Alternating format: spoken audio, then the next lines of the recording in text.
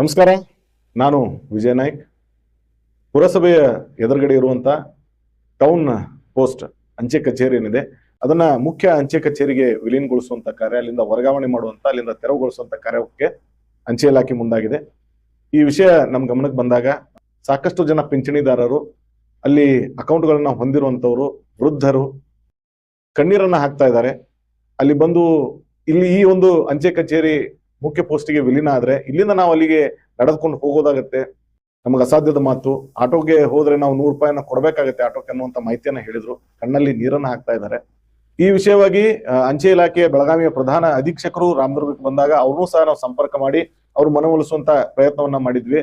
ವಾಸ್ತವಿಕತೆಯ ಬಗ್ಗೆ ಅವ್ರಿಗೂ ನಾವು ಸಾಕಷ್ಟು ತಿಳಿಯನ್ನ ಹೇಳಿದ್ವಿ.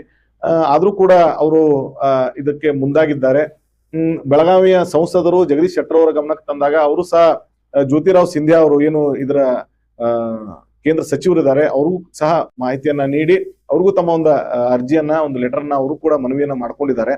ಆದ್ರೂ ಸಹ ಅಂಚೆ ಇಲಾಖೆ ಈ ಒಂದು ಟೌನ್ ಪೋಸ್ಟ್ ಅನ್ನ ತೆರವುಗೊಳಿಸ್ಲಿಕ್ಕೆ ಪ್ರಯತ್ನವನ್ನ ಮಾಡ್ತಾ ಇದ್ದಾರೆ ಅಂತ ಮಾಹಿತಿ ಬಂದ ಕಾರಣ ನಾವು ದಿನಾಂಕ 16 ಏಪ್ರಿಲ್ 2026ರಂದು ಮುಖ್ಯ ಪೋಸ್ಟ್ ಏನಿದೆ ರಾಮದುರ್ಗದ ಮುಖ್ಯ ಅಂಚೆ ಕಚೇರಿ ಎದುರುಗಡೆ ಹೋರಾಟಕ್ಕೆ, ಅನಿರ್ದಿಷ್ಟ ಕಾಲಾವಧಿ ಹೋರಾಟಕ್ಕೆ ನಾವು ಮುಂದಾಗಿದ್ದೀವಿ.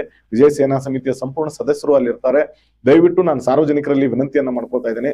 ಸಾಕಷ್ಟು ವೃದ್ಧರಿಗೆ ಅನಾನುಕೂಲ ಆಗ್ತಾ ಇದೆ.